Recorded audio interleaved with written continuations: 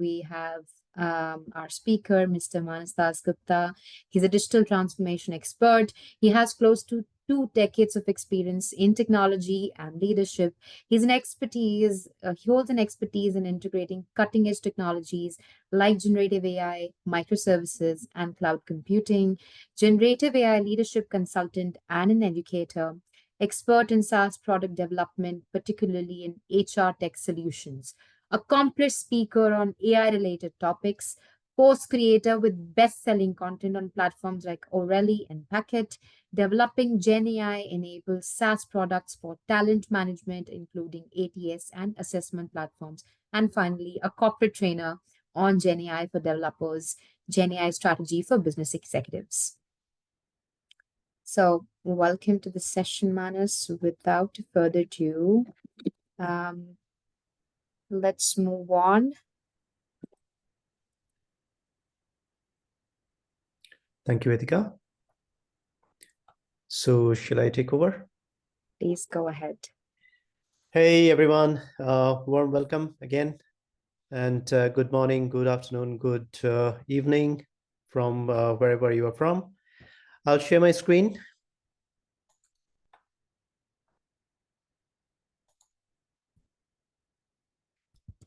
Just give me one moment.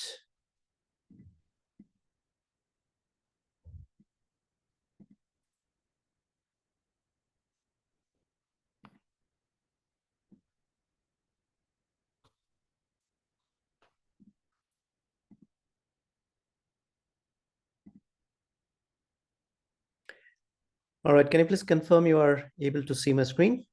Yes, Manas, please move it. All right, okay, excellent. Okay, so we are going to talk about generative AI today, and with specific focus on prompt engineering in the context of business analysis. Right, so before we go on to prompt engineering with a couple of tools, we will have a little introduction about what is generative AI, and then we will take the jump onto prompt engineering, and we will see some use cases in business analysis. Right. So what is generative AI? So if in your chat box, if you can put down one or two words, sentences, whatever, on your notion of what is a generative AI.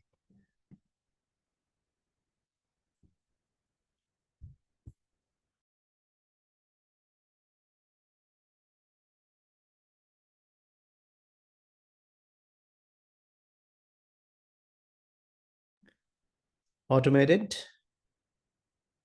Q&A on chat. Okay. Capability to generate information in structured manner. All right. Structured or unstructured. Yes. Creating something new. Generative AI generates new content. All right. Any particular tool that comes onto your mind while talking about generative AI? Gemini, ChatGPT, yeah. Notebook LLM, Copilot, yeah, absolutely. All right, so already a lot of you are familiar with generative AI concepts as well as generative AI tools. So we will build on top of that, and we will see what we can do with generative AI. So predominantly, I mean, October 2022, ChatGPT came up with their public facing interface. So essentially, OpenAI was working on their large language model, which was GPT, and various versions, the version 1, version 2, etc., were already available. And in October 2022, they came up public with their public facing UI, which is ChatGPT, which leverages or democratizes the use of generative AI to everyone, right? Now, what generative AI can do, it can generate new content. What can it generate? It can generate text, it can generate images, it can also generate videos, etc. Right? So when generative AI came in 2022, the capability was mostly related. I mean, as far as our usages, the democratized usages go by, it was limited to mostly text, but apart from beyond that, the generative AI tools, the models, they started becoming very mature, and they started giving us more capabilities in terms of generating images, in terms of analyzing images, in terms of analyzing data from structured data, in terms of also interpreting videos and generating videos, right? So in generative AI in the last couple of years have become very, very powerful and mature, right? So this is a little bit of construct of how generative AI works. If you think about how you work in a tool like ChatGPT, you will provide a prompt. It is going to be processed by the large language model. So we will use the term large language model while referring to the tools like ChatGPT. But do you think they are large language models? Yes, no?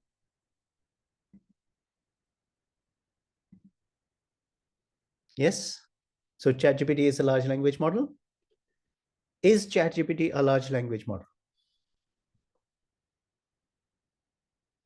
Can ChatGPT generate images? Can ChatGPT analyze images? So if ChatGPT can, yeah, it can.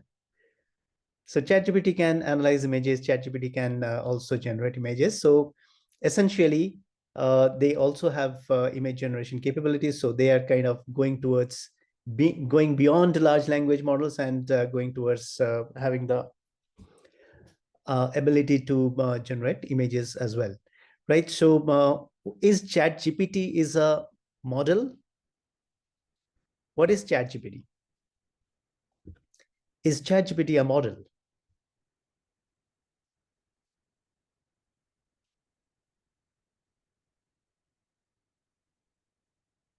Okay, so if I say that ChatGPT is basically a tool which gives you an interface to talk to a large language model, which is GPT. And we have different versions of GPT, 3.5, 4, 4.0, and etc. Yes. So ChatGPT is basically the door or the window to the model at the background, and the model, which is the GPT model, is the engine behind it. So in terms of, in case of Google, Gemini is also the model, and the tool name is also Gemini. In case of Claude, the same. The UI is called Claude. The models are having different version names, Claude Sonnet and Claude different others, right? Okay, so there is ChatGPT is a tool, and the ChatGPT tool has a model working in the background, which takes in your prompt and processes your prompt and gives out the response. What can this model do? This model can generate content, answer questions, right? Can they answer questions? Yes, they can answer questions. All right, so if they can answer questions, how can they answer questions? So large language models are trained on the data which is available publicly all over the internet. So what these guys did, the Googles of the world while developing Gemini, or Anthropic while developing Claude, or OpenAI while developing the large language model, which is GPT, they scoured the entire internet and they have trained their large language model on the entire internet's data. So whatever is there in the internet, publicly available information, they know all of them, right? So LLMs all have a global knowledge from which, if you provide a prompt to ask a question, they can answer those questions, right? Apart from that, LLMs have different other capabilities, which are like data analysis, image generation, image interpretation, content generation, summarization, language translation, and etc. Okay, so these are generally the capabilities of large language models. Now we come to prompt engineering, right? So let us stay limited to working in a tool like ChatGPT or a Claude for today's session. Now, when we talk about prompt engineering, we ask questions. We want to do something using ChatGPT or Claude or Gemini, etc. We will provide a prompt, right? Now, why do we? What is a prompt? Prompt is basically a question or an instruction of what we want ChatGPT to perform on our behalf. So we have a problem statement, we have a scenario, we provide the information to the ChatGPT, And this is basically the instruction or the question that we are asking, right? And ChatGPT using the large language model will answer the question. Now, in simpler situations and in our everyday life, most of the situations we are dealing with, or most of the problems that we are getting solved using ChatGPT, are fairly simple to moderate, of simple to moderate complexity, right? So there we don't have to worry too much. However, if you are really getting to use, really trying to use ChatGPT in a professional manner for solving your work problem, automating your day-to-day tasks, etc., then you have to get a little more serious, and you need to understand what are the best practices of creating prompts. Now, here is one best practice, which is about the structure of the prompts. There are various prompt strategy, there are prompt evaluation strategy, etc., etc. So this is not part of the session today. I'll give you a glimpse of a best practice on prompt structuring. Now, this prompt structure kind of prescribes, it's not a mandatory thing, it's a prescription that, and it's a best practice that if you follow this structure, most of your prompts handling complex scenarios are going to be okay. Right? So it's like ticking in the box. So instructions, context, questions, and output format, these are the four parts of creating prompts, right? So when we are, what are these four components of a prompt? Instructions set a context. So it says, what am I set out to do? Not the exact question, but it's giving you some background. Context is, so I said instructions is the context setting. That is not to be confused with the second component, which is named as context. This context, which is the second element, is additional information that the prompt is going to, or the large language model is going to consider while answering your question. So let's say, for instance, you have a document, and a large document, let's say 5 pages, and you want to extract key information from this document, right? So that document is going to be, so you are going to attach that document onto ChatGPT, right? So you have this clip icon with using which you can attach a document with ChatGPT. So that document is going to be the context for your prompt, right? So it is additional information that your prompt is going to use to answer the question that you are asking. Then the third component of the prompt is the question itself. So this is the instruction or the question that you are asking the large language model to perform or respond on, right? And the fourth element is the output format. So normally in our layperson's usage of ChatGPT or similar tools, what happens is that we provide a prompt, and that's about it. A flat prompt without setting any context. Without probably we will definitely provide the context. That is a second element, because if there are additional information that are required, so like say for instance the example that I've given, that you attach a document and that is going to be your context. So that is mandatory. So for asking your question, I mean, getting the response to your question, that is mandatory, right? But other than that, we don't set too much of a context, or we don't ask ChatGPT that, okay, here is the output format I want the answer to be constructed like, right? However, in a more professional context, in a more complex scenario, let's say for instance you are a business analyst, and you have certain templates to follow in your organization, right? So in those cases, what you have to do is mention in the prompt the output construct or the template in which you want the content to be generated against your prompt, right? So that is the fourth element, and it's a very critical element in your professional real life context, that you provide the template or provide the construct in which you want the output to be generated, right?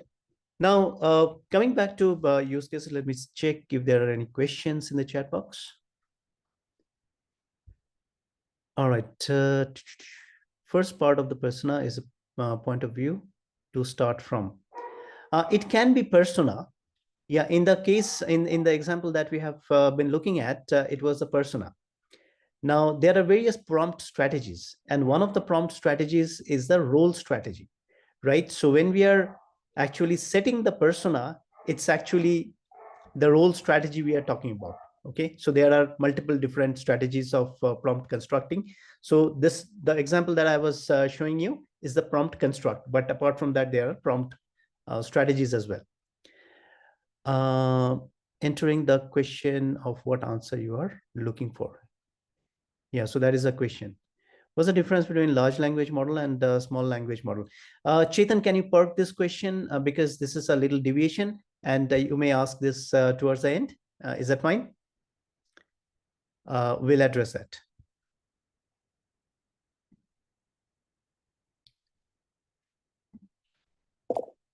Sorry.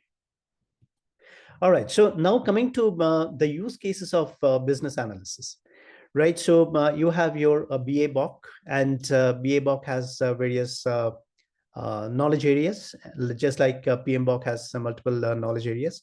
So if we look at BA-BOK knowledge areas, we have business analysis and planning and monitoring, elicitation, collaboration. We have requirements lifecycle management, strategy analysis, requirements analysis and design definition, and solution evaluation, right? Now, if you look at the applicability of tools like ChatGPT and the applicability of the models in general, the large language models, so to say, they're literally all-encompassing. They are not domain-specific, right? The GPT models are not domain-specific. The Claude models are not domain-specific. The Gemini models are not domain-specific. There are domain-specific models. There are millions of models available in the world. Different companies have developed different models, small models, large models, medium-sized models, image model, text model, audio models, etc., etc. And there are also domain-specific models. So for instance, there are certain models certain companies have developed which are specialized in, say, answering questions on US legal domain, right? So, or let's say there is a model somebody has generated which is specialized in answering questions on European Union political scenario, right? So those are extremely domain specific, narrow scoped models, right? Because the data they are trained on are specialized from that domain. I mean, they have been trained in huge amounts of data from that domain. So they are very specialized in answering questions from that domain. Okay, so there are domain specific models, but the models we are talking about, the ChatGPT, the GPT model, the Gemini models, or the Claude Sonnet models, etc., they are domain agnostic. They are applicable to, they have use cases across all domains, right? So they can answer healthcare questions, they can answer business analysis questions, they can answer project management questions, they can answer manufacturing questions, they can answer biochemistry questions and everything, right? All right. Now, we just wanted to touch upon a couple of use cases from, I mean, just as an example that these are the kind of use cases that are possible. So in business analysis and planning and monitoring, you can automate your stakeholder analysis. You have personas or information about different, just a moment. Yeah, so you have details about different types of stakeholders, the business stakeholders, the senior executive stakeholders, etc., etc. And you can use AI to analyze and classify stakeholders based on their influence, interest, communication preferences to guide engagement strategies. So you can create your communication plan, you can create communication templates specific to different personas. Dynamic requirements planning, generate detailed requirement plan. So you have your scope document available. You can create your requirements gathering plans or timelines and resource allocations and etc., etc. In elicitation, you can create interview questionnaire using a ChatGPT or similar kind of tools to generate customized interview questions and structure elicitation sessions based on project goals and domain knowledge. So let's take an example, right? So let's say, for instance, this one, the first one, AI assistant interview preparation. So it says use AI tools to generate customized interview questions and structure elicitation sessions on project goals and domain knowledge. Now, what do you think is going to be the inputs you are going to use while executing a prompt on ChatGPT for this particular use case in your project? Think and answer. So that's going to be your context, the additional information that you are going to attach while you are going to ask the question. Please create interview questions for my requirement gathering phase. So what are the kind of what are the possible kind of inputs you are going to attach as context for this particular use case?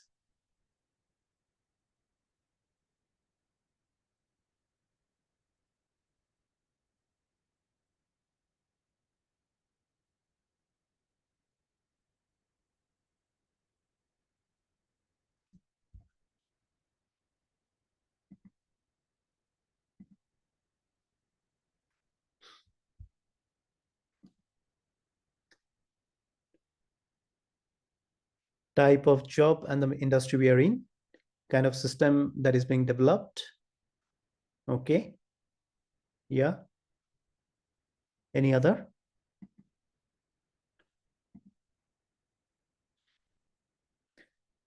So your project scope document. So in the initial phase, you must have gathered some information, right, about the scope, about yeah. So I mean, a lot of information are coming in the chat. Project description, project goals, customer base. Yes. For whom we are asking the question, the stakeholders. So for different types of stakeholders, the interview question are going to be different, right? So it's not going to be the same question you are going to ask to all different types of stakeholders. So there may be a business executive, there may be a sales executive, there may be a marketing executive who are involved. Executive meaning senior executive from marketing or sales. There may be operations senior executive involved. There may be operations users going to be involved. So all this information, including whatever scope document you have, project goals, scope, charter, etc., our user base, stakeholder base, etc. All those information are going to be, you have to compile and provide as context information with your prompt, right? So that's going to be the context for this particular use case.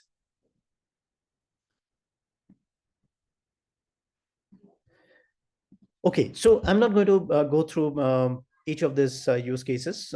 So I mean, literally, I mean, if you really want to understand as to what can be some potential use cases of generative AI for your particular project, you literally can ask generative AI that question, right? Generative AI should be used, I mean, ChatGPT like tools should be used to learn and discover as well as solving problems. Okay. So if you want to learn or understand what potential scope exists on generative AI based automation in your project, that question itself can be answered by generative AI. Okay. So a lot of theory now. I can go through a lot of other slides, but instead of doing that, let's get on to some hands-on.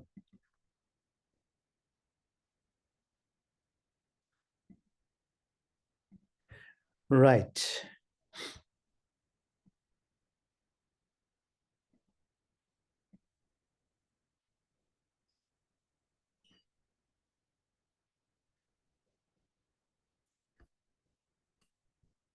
Give me one sec.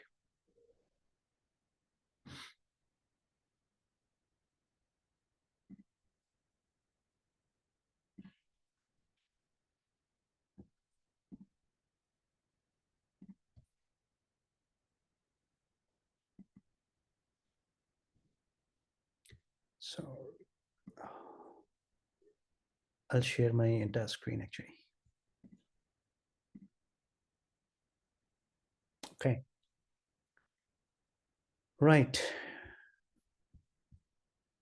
So this is ChatGPT, right? I mean, most of you are probably familiar with the interface, ChatGPT interface, or maybe you are using some other generative AI tools like Gemini or Claude for that matter.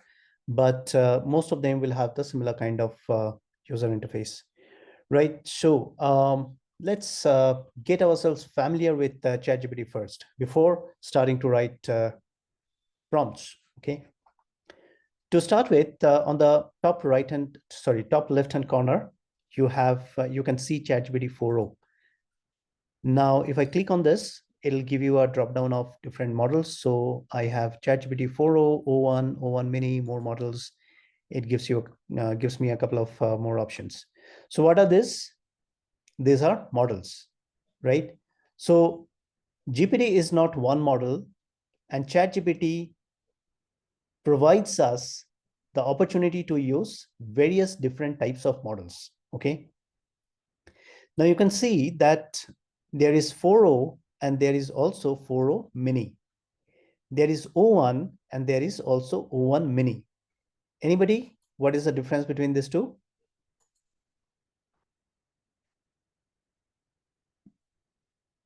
All right, so the difference between the O1 and O1 mini is that, so O1 is a large language model, right? Now, these large language models are extremely heavy and sometimes in complex context intensive cases or token intensive cases, there can be quite a bit of latency, okay?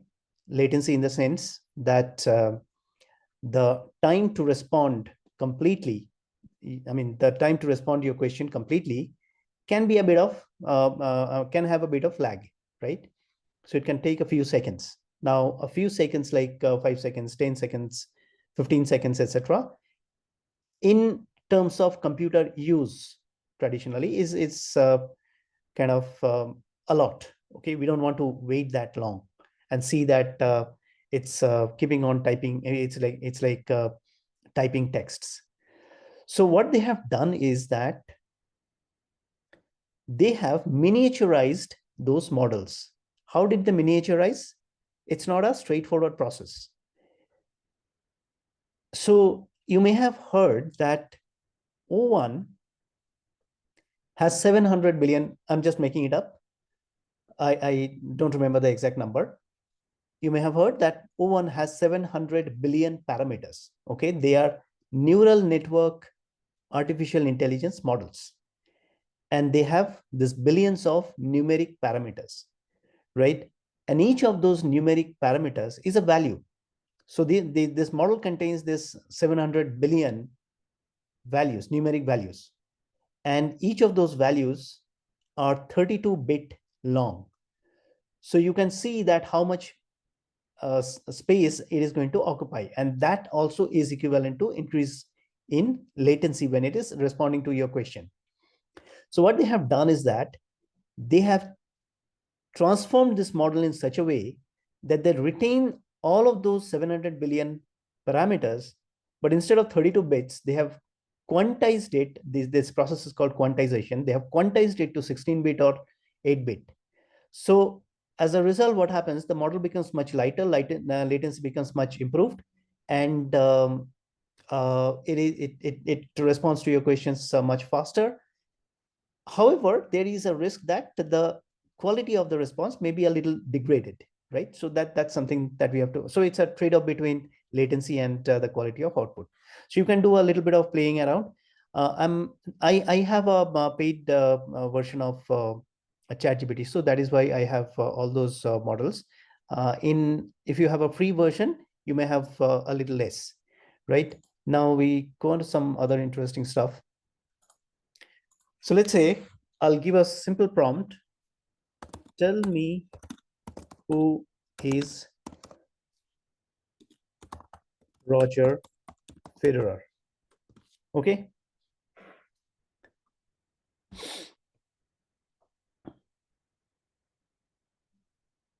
It's a simple question. How is it coming from? It is coming from its global knowledge, its trained knowledge, right? So it is taking some time. So you can see that it's taking quite a bit of time, right? So if you have the access to any of the mini versions, mini models, you can try out the same prompt in the mini version and check out if the latency improves. It'll definitely improve a bit. All right.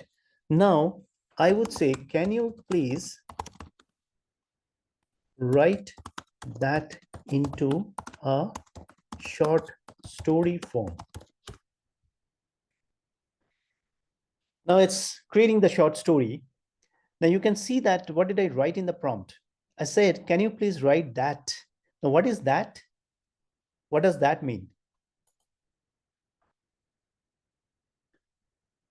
That means it is implicitly referring to the previous conversation, previous question answer pair, right? It is the previous question and the previous answer. It is referring to that. So it has a memory, right? So this memory is called the conversation memory, conversational memory, right? Which is available within this particular thread. What is a thread or what is a conversation? If you look at my left panel, there are lots of conversational threads, and each of them will have this memory, and each of the conversations will have its own memory, and they are not shared into a different conversation. So this Roger Federer conversation is not available to the next one or to the next one, right? Or whatever I'm going to do in future, it is not going to be available to that. So it is limited within each of these threads. Okay, so this conversation is available, the history of this conversation is available for reference within this conversation itself. Now there is another kind of memory, right, which is the persistent memory. So I would say I'll go to a new thread every time. So there's a it's not chain of thought. Chain of thought is something different. All right, so the chain of thought is a prompt strategy. So this is not chain of thought. We are talking about the conversational memory. All right, so one of the best practices is that anytime you move to a new topic, it is better to move to a new conversation. And how do you create a new conversation or new thread? You create a new chat. So here is this icon for new chat. Because of the presence of this conversation memory, you don't want different types of topics mixed up in one conversation, because the prompt is or LLM may get confused. You are asking some question, the history is about something else, right? So it may confuse the LLM, right? So sometimes hallucinations can happen because of this, right? So here,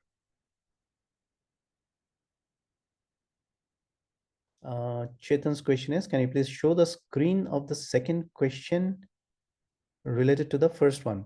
Yeah, the second question related to the first one. Is it what you want to see? So here is one conversation, right? Okay. All right. So I'll go to a new thread, and I am going to give a new prompt. Say, for instance, I would say, I have joined Smart Ecom LLP as say Scrum Master. Can you please tell me the typical roles and responsibilities I can expect? Okay.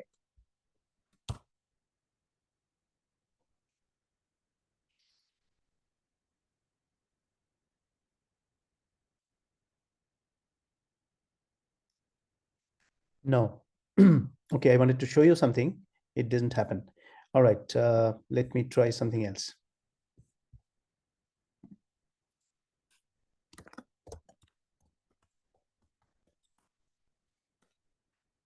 Started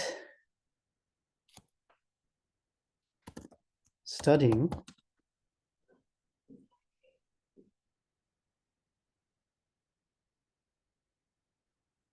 I have recently started studying neural network, or let's say studying business analysis. Can you please tell me the typical roles and responsibilities?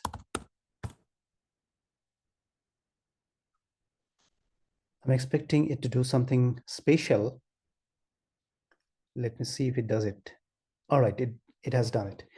Okay, so do you see something special at the beginning of the response? So it has started creating the response, but before that, it has said something. It said memory updated. Have you come across this ever? Now, this is called the persistent memory. Now, what is the persistent memory? The persistent memory is when you tell something to ChatGPT about a choice, a preference, a change of status, a new hobby, or a new learning that you have started doing, it captures that information smartly to be used later on, because now it knows you are studying business analysis. So the kind of questions that you are going to ask may be related to business analysis. And sometimes if I'm confused, I'm going to use this information smartly to give answers to Manas so that it is relevant to his new study, right? So it is called persistent memory. And persistent memory, unlike conversational memory, is available across all the threads you are creating, okay? All the threads that you are working in. Right, so this is persistent memory. Now, what are the other things that I wanted to show you? All right, so some of the other things that you may find interesting. So we've said that ChatGPT has multiple models, okay? And as a paid version, I have got access to use some of these models over here. Now, how do you find out what models actually OpenAI has? So if I Google OpenAI models, it'll come up with this page, models. So this is OpenAI models page. If you go to this models page, you will find a whole lot of models information over here, right? And so GPT-4o, GPT-4o has different versions, GPT-4o mini, and you have O1, O1 mini, and all of those stuff, right? So there's a lot of information over here. We are not going to go over this. One information that I want to, shed light on, which you may find interesting, is this context window in terms of tokens. What is context window? Now, when you are having a conversation with ChatGPT, it creates this content. You are asking questions. Sometimes you are also attaching files using this icon over here in the chat box, text box. You have these three options, add from Google Drive or upload from your computer, or you can also connect OneDrive and you can access files or attach files from the OneDrive, etc. So you are attaching files, you are writing your prompts, and you are getting back responses, right? And you are building history within a conversation. Now, when you are doing that, you are using up a lot of computing power, right? You are sending a lot of information, you are getting a lot of information back. Then when you are building the history, okay, by asking too many questions within one thread, every time the entire history is also getting sent to the LLM. So it's a lot of information is going to the LLM with every question that you are asking.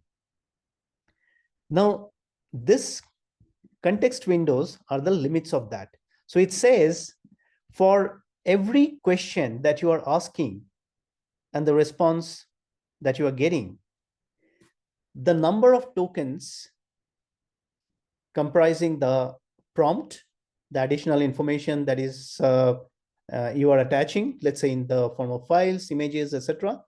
Number 3, the response that you are getting back, and the history that also is getting attached at the time of invoking the prompt, right? So these 4 elements together for that particular question answer pair is called the context window, and it may not exceed this limit that is set over here.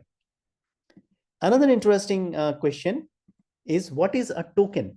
So it seems that 128,000 is the number of tokens, right? So we are dealing with text. So what is token then? So let's figure out OpenAI tokenizer. So I've Googled on OpenAI tokenizer, and here is this page, tokenizer of OpenAI. So what I'm going to do is I'm going to copy some text, any random text over here, okay? And I'm going to go to tokenizer and I'm going to paste it here, okay? Now it has done a tokenization for demo. So if you see, there are distinct color-coded portions. Approximately, they are individual words. So let's say as is 1 token, space A is 1 token, space business is 1 token, comma is 1 token, space A is 1 token, colon is 1 token, space analyst is 1 token. So these are the tokens. So when we are talking about the limit of context window, this is how the tokens are calculated of your text that you are using in your prompt and the response that you are getting, right? So these are a couple of interesting information that you may want to consider. Now, if you go to the top right-hand corner, you have this settings option. Now, sometimes in organizations, you will find this chatter, okay, ChatGPT, you are using ChatGPT and it is not safe to use ChatGPT, the data for data privacy reasons and etc. etc. The apprehension is that ChatGPT is going to use your data, or OpenAI is going to use your data that you are sending in your prompts for themselves. Okay, so you go to data controls, and here is this control over here, improve the model for everyone. You say set it off. So when you set this switch off, that means that you are telling OpenAI not to use your data, and OpenAI gives a legal undertaking that I'm not going to use your data for my model training purposes or any other purposes, right? So that's what it means, and that should typically take care of the privacy concern that organizations have. Other than that, there are other things like when you are actually sending organizational data to ChatGPT, refrain from sending personal data. So let's say, for instance, don't send name, email IDs, phone numbers, all those kind of information. That is personally identifiable information. So as long as you kind of follow certain guidelines, simple guidelines, your privacy concerns are going to be okay, right? So this is kind of a familiarization on starting with a typical generative AI tool like ChatGPT, right? So now we are going to go through some prompting. But before that, is there any question? I'm checking at the chat. This prompt worked. I've joined a consulting process. Okay. So the more we tell ChatGPT, the better my answers are going to be. So, okay. So Michael is asking, so more we tell ChatGPT, the better my answers are going to be. Yeah, but that is correct to an extent, but we don't rely on persistent memory that much, okay? So for instance, in ChatGPT, persistent memory is automatically captured. So you see, it took me a couple of couple of attempts to kind of get it to register the memory, right? So sometimes it is not that predictable. Instead, you can, if you go to Gemini, say for instance, Gemini or Claude, they are both the same, where they are not automatic. So if this is Gemini, and if I go to settings on the bottom right hand corner, settings, and you have this option called saved info. Okay, so click on this add option and it opens up a text box. So whatever information you want Gemini to remember about you, to better answer your questions, you can save it here, right? So this is more manually entered persistent memory, whereas in ChatGPT it is automatic. But as you see that persistent memory is only so much, and that may not be kind of enough to improve your answers drastically. So the way you can improve the answers drastically is crafting your prompt in a more specific way, in an elaborate way, and provide all the information that the prompt needs to accurately craft your answers, right? Okay, Ajay is asking, what are the small language model, medium language model, specific industries, and ChatGPT? Okay, so the small language model question came in again. So I'll just answer this question quickly. See, the small language. So let's say, for instance, a company is working in healthcare, right? Now they deal with a lot of sensitive data. And a company like, let's say, JP Morgan, Morgan Stanley, this kind of companies, or Deutsche Bank, these are financial institutions, and they also handle a lot of financial data of customers, which are also very sensitive. Now, they don't want to open up ChatGPT to their employees from their organizations because of very, very serious privacy concerns. I mean, privacy concerns. Their privacy needs to be absolutely maintained 100%. Okay, so because of that, such kind of organizations will try to, but such kind of organizations also want to use tools like ChatGPT. Now, if they want to do that and they close the door to the publicly available interfaces like ChatGPT or Gemini or Claude, for that matter, for their employees, then how will they leverage these capabilities? Now, the option is that there are also open source models like Meta's Llama 3, Llama 3.5. I think they are bringing more versions of Llama. And there is Alibaba QN, which is also very powerful. So there are quite a bit of open source models also available.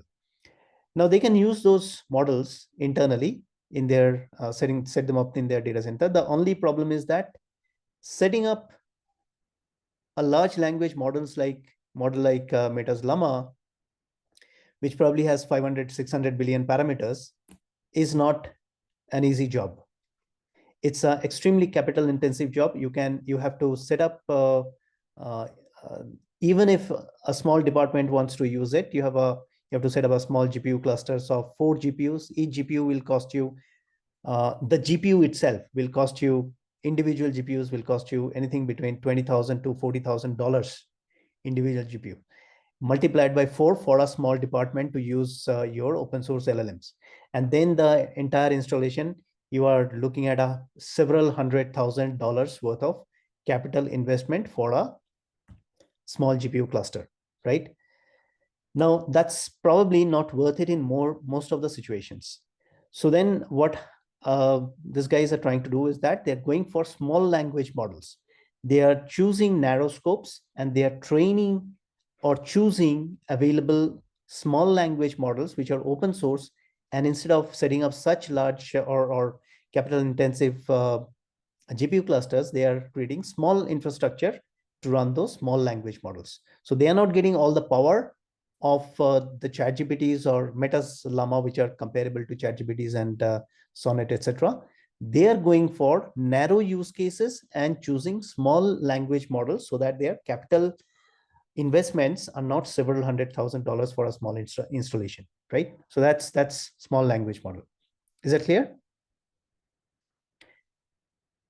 Okay, so now we are going to go to some prompt practices. Sudhir is asking, how can we ensure the output provided by any GenAI tools are having accuracy? Because this data and information. All right, so there, excellent question, but there are, we cannot cover all of this in the session. There is a whole chapter on, so if you join one of the courses of upGrad on GenAI, there is a whole chapter on prompt evaluation or the response evaluations, LLM response evaluations. So there are multiple different ways and angles using which the outputs have to be evaluated, right? So there can be different types of problems and there are different evaluation methods or different evaluation strategies to counter them. But in a nutshell, what you can remember is that you cannot trust the output generated by language models or these models, ChatGPTs or Geminis or Claudes of the world blindly. They will save you a lot of time. Maybe in most cases, 80 to 90% will save 80 to 90% of your efforts. Something that you would have done in, say, 2 days may take you, say, 3 hours to create or complete. So that is a kind of leverage that they are going to give you. But you have to make sure that you review the output and make sure they are correct. Okay, you cannot blindly trust them, right? So there may be some niggly errors somewhere. Okay, it could be because of prompt hallucinating, but in most situation, it is going to be because something in your prompt is not clear, right? In most cases, the error in the output is going to be something in your prompt which is not clear, not specific, not supplemented by the right information that it needs to craft your output. Okay. Right. So, okay. All right. So let's go to some scenarios. So I've got a couple of scenarios we will quickly walk through. The first scenario is requirements gathering for a mobile banking application. I have a prompt. We will run that prompt to see what kind of output is coming up. So background is you are working on a project to build a new mobile application for a mid-sized bank. The client emphasizes improving the customer experience. Key features like account management, funds transfer, and credit card applications. So the features are mentioned. They want the app to be user-friendly and include features for personalized financial insights. The goals for you to automate through prompt engineering is going to be identifying key user requirements for this app, organize the requirements into functional and non-functional categories, ensure the requirements reflect the need of different user personas like tech-savvy millennials, less tech-friendly older users, etc., etc. All right, so that is the scenario that we have. That is a background and that is goal. And the task is creating an appropriate prompt. So let's study the prompt. You are able to see my Google Doc screen, right? Hope so. Yes. Yes, Manish. Okay. All right. Okay. So this is the prompt that I've crafted. So I'm not going to type it right now. So I've created it before. Right. So the instructions are: you are a requirements analyst for a mobile banking app. So what is that? The role strategy. We were talking about role strategy. So this is the role strategy or the persona creation. So instruction is what we said. Instruction is the context setting. So here we are setting the context. Your task is to gather key user requirements for the app based on provided context. Organize them into functional, non-functional requirements and for different user personas. But what is the context? Should have the following features that we have had. The bank wants tech-savvy millennials and less tech-friendly older users. Personalized financial insights should be integrated into the app to improve customer. Okay, so all these contexts are provided about the application. All right, and now what is the question? What do you want the prompt to do? Or rather, not the prompt to do, rather LLM to do against this particular prompt. Based on the context provided, what is the context? This is the context. All right, which is the information. What other functional and non-functional requirements for the mobile banking application include specific details for each persona and include specific details for each user persona mentioned, and output format is this: functional requirements, non-functional requirements, and list down the features, right? So what we are going to do is that we are going to copy this entire prompt and we are going to go to ChatGPT and we will place that. Should we place it here? What did I say as a best practice? When you are moving to a new topic, create a new thread, okay? A new conversation, all right? So this is our new topic and we are going to have a new conversation. So let's see what it does.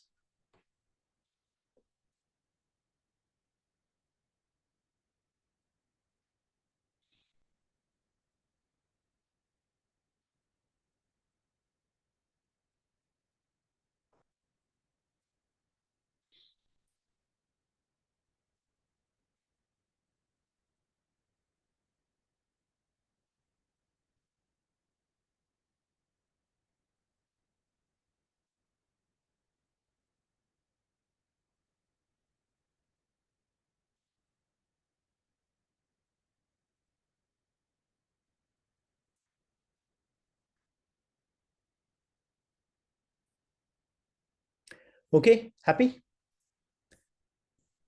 Right. So if you evaluate the answer now, it has listed down the functional requirements. So account management features, funds transfer features, credit card applications features, personalized financial insight features, right? User experience enhancements features. Then you have non-functional requirements as well listed down. Righto. Okay. Now tell me something. As a business analyst, you are tasked to create the business requirements document for this particular application, and you have got just only this, right? Is it enough as a detailed outcome that your stakeholders expect you to produce? No, it's not usable for you, right? Yeah, I mean, as fun for practice, I can see that something is coming out, but it's not really useful in my real life. So this is not a document that you can take and submit to your stakeholders. So what do you need to do? You need to expand these features, right? I mean, these features themselves will be a two-pager document, right? In your real life scenario, this couple of features are going to be a couple of pages, right? So now you will say that, okay, Mr. ChatGPT,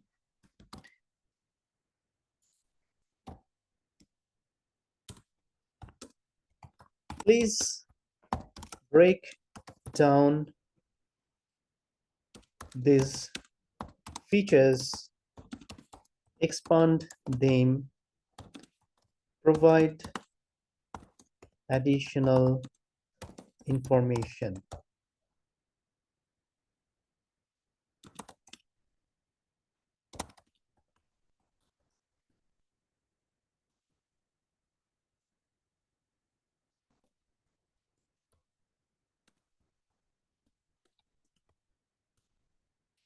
Right? So I've asked it to expand it, provide more information, etc.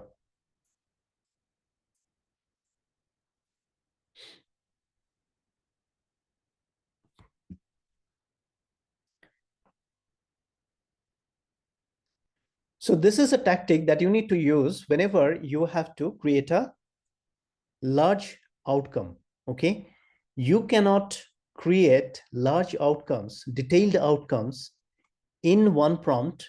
I mean, using LLMs in one go using one prompt. You need to break it down into several prompts. Keep on expanding different portions. Okay, now I'm still not very satisfied and I want this particular option to be further elaborated. Now, as I have highlighted this portion, do you see this little thing over here? Little quote sign. Click on this and you see that it has been copied down to the prompt box down below, right? And say that, can you please elaborate and explain this feature further, or whatever information that you want. You ask that question on this particular.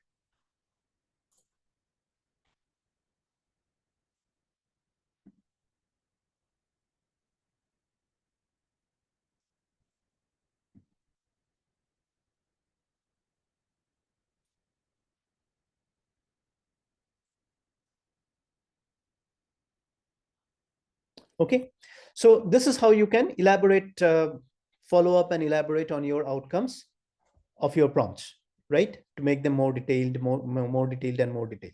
Say, for instance, there are too many bullets and people are very sensitive about so many bullets. Some people want to see these outcomes in a more story-like fashion. So you say that, okay, can you please can you please rewrite this part in a more story-like pattern? You can change tones, like say for instance, some portion you want to make it a little funny, some people you want to add some anecdotes, some portion you want to bring in some additional information from the web, and etc, etc. Right? Okay, so this is how you can do some practice on prompts. I'll probably take you through another example of doing risk management using ChatGPT. Not ChatGPT. Let's try out something else. All right. So we have Claude. Okay. So we will use Claude for our second example. Okay. So what we are going to do is that, so we have the scenario. Project team is tasked with launching a new e-commerce platform. The goal is to deliver a robust and secure platform within 6 months. Okay. So there are some potential risks related to technology, market trends, resource availability, and etc, etc. Right? So what I have to do, so through my prompt, I have to showcase how AI can identify and assess potential project risk for this particular scenario. Demonstrate the creation of AI-assisted prompts for analyzing risk factors, and highlight how to generate actionable mitigation strategies in a structured manner. So this is my goal. This is what I have to achieve using my prompt. Okay, so here is my prompt again, very, very detailed. So I have copied it and I will paste it and enter. So I've got a paid license of Claude as well. So I hope it can give me a, so Claude can play up sometimes, and if it is a free version, it can give bare bones and non-usable outputs. So it's a little tricky one to work with. Okay, so it has created a risk list. Okay, so e-commerce platform risk analysis and mitigation strategy, risk analysis, technology risks, market trend risk. Okay, so it has given the description: likelihood, impact, rational. System scalability is one risk, likelihood, impact, rational, etc, etc. So it has categorized into various types of risks: market trends, resource risk, compliance risks. Then it has given the mitigation strategy, etc. Right? Looks great. Does it look good? Is it usable? You're doing it for your project, and is it usable? Is this format usable?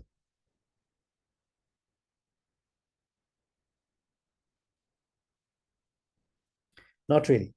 Okay, you do not create risk register in this format, right?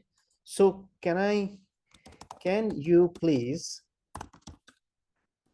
convert this into a tabular format?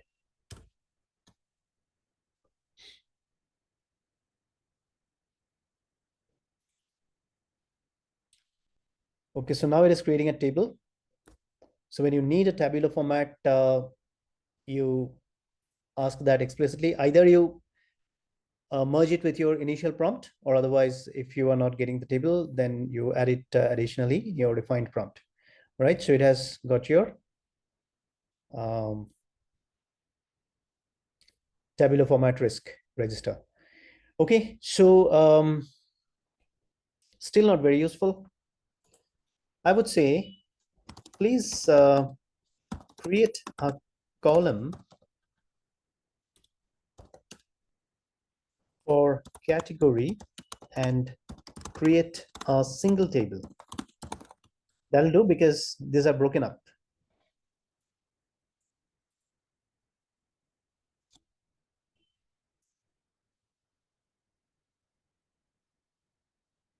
So now it has taken the category in a new column.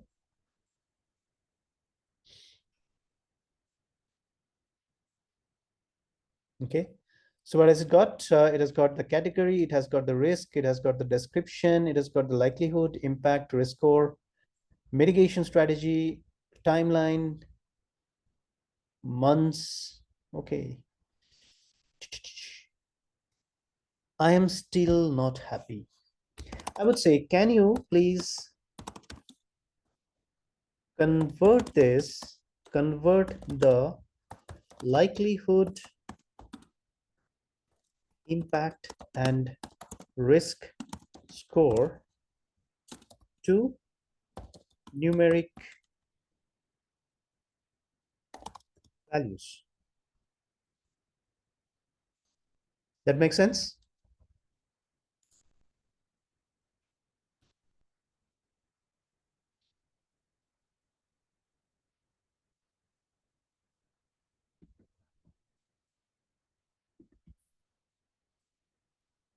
Okay. So now it has assigned numeric values instead of the high, medium, lows, critical, etc., etc. So you know how to create the risk scores. Likelihood into impact is the risk score, right? So you have mitigation strategies, you have timeline, you have required resources, and your success metrics, response time, right? So this is how you can keep on refining the output that you need by creating follow-up questions and creating putting in more details and refinements. Okay, now can you convert this table to a downloadable form for me, because this is on the screen. I can't copy it.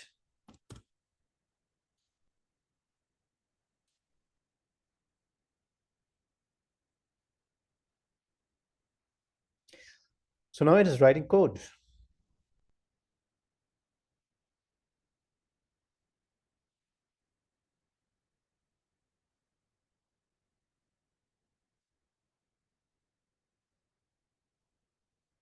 Okay, let's see.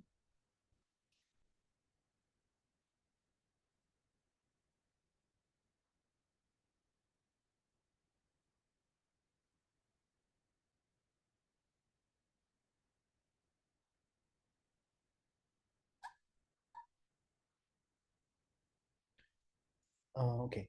All right. Okay. So Claude has this problem. It cannot create a CSV file. So what it has done is it has created this information in comma separated format, which you can copy into a CSV file, into a text file, and then save it as a CSV file, and then import it into an Excel sheet.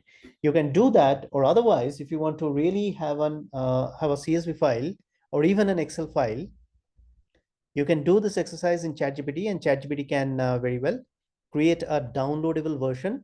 And at the end of the response generation, you will have a link which you can click, and ChatGPT will give you the downloaded file. So in Claude, that capability is not there. You can copy this or do it in ChatGPT. Okay, so these are sorry, there's a couple of examples that I wanted to show you. Just give me one moment. All right. Okay. Yep, that's fine. What was the previous one?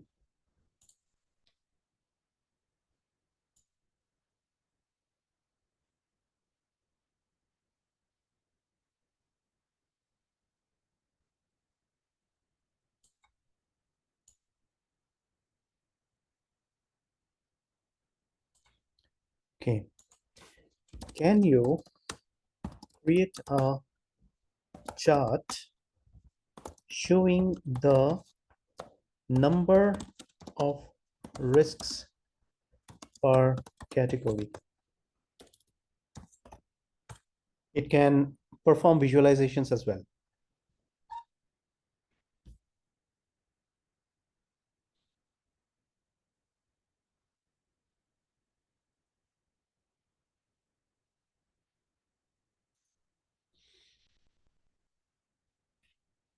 Okay.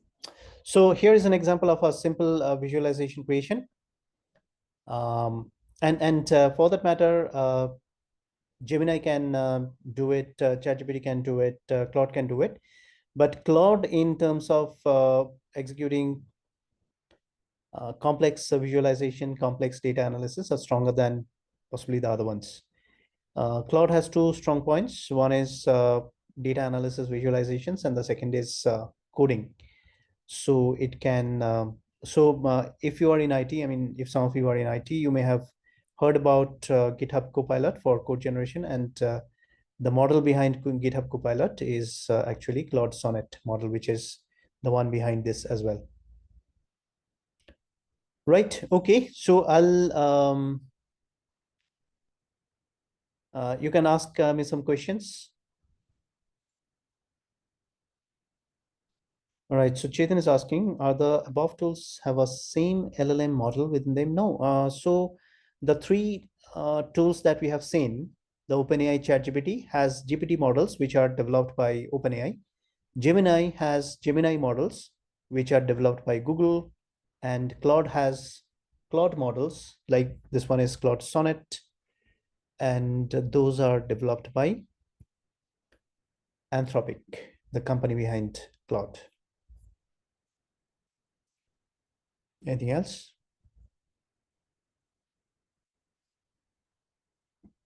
Manas Chetan has another question. How to choose a Gen AI tool? All right. So there can be a simple answer. There can be a complex answer. So simple answer is that ChatGPT, Claude, and Gemini, they have more or less uh, comparable capabilities, right? So it's difficult to really choose one over the other.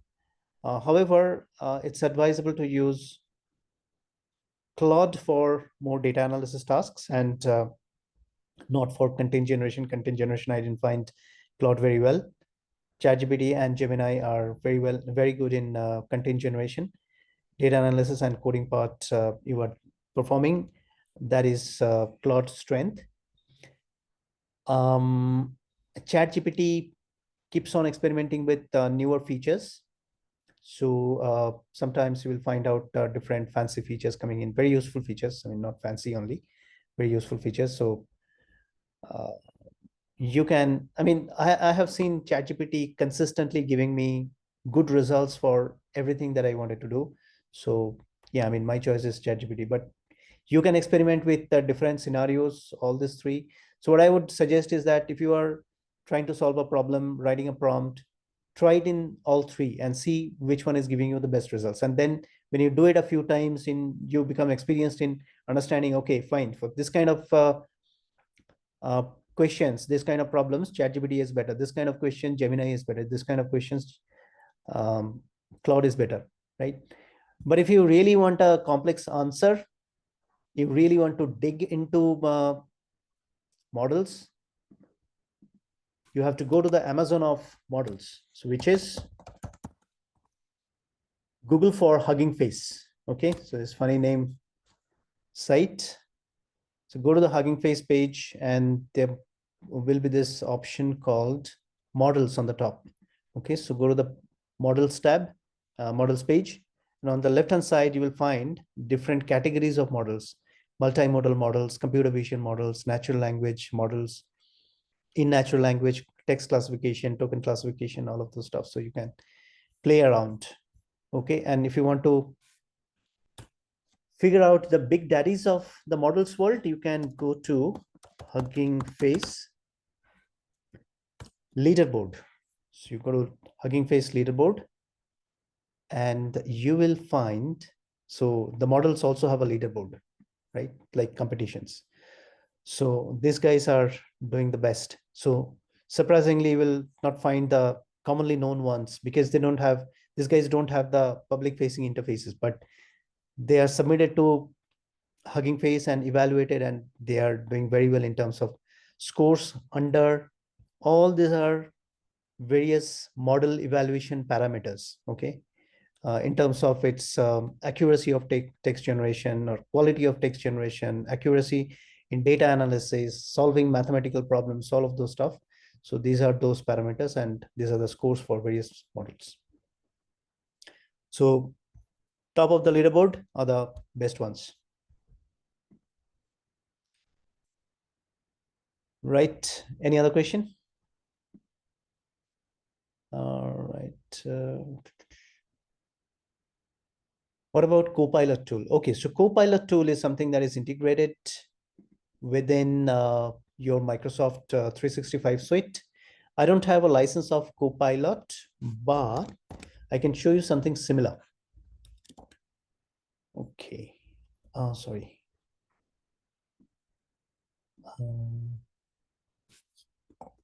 Okay.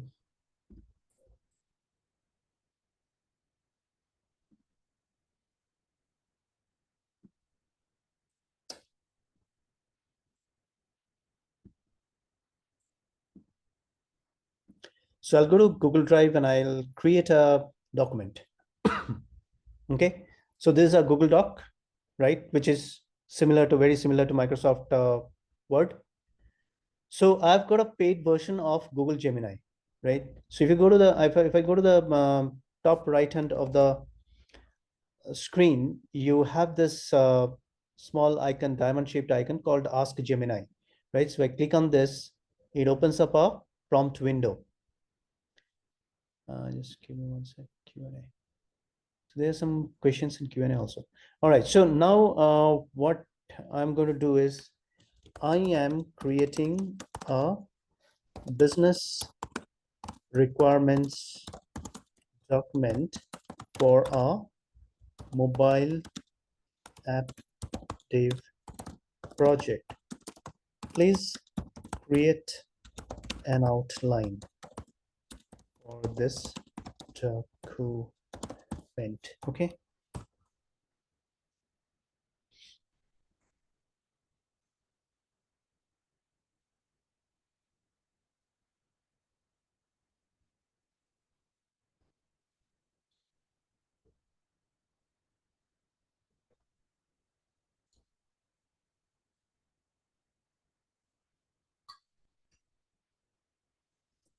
It's taking a bit of time. And it has created something. Normally you would read through it, review it, and then there is this insert button at the bottom. Okay, so you can copy this content or you can insert this content. So if I click on insert, this gets inserted into this document, right? So this is an example of how generative AI capabilities are integrated within the suite of applications, productivity applications like Word, Excel, etc. So Gemini capabilities are available within the Google Workspace applications, which is like Google Sheets, Gmail, Word document, etc. And Microsoft Copilot similarly are available within Microsoft Word, Excel, etc.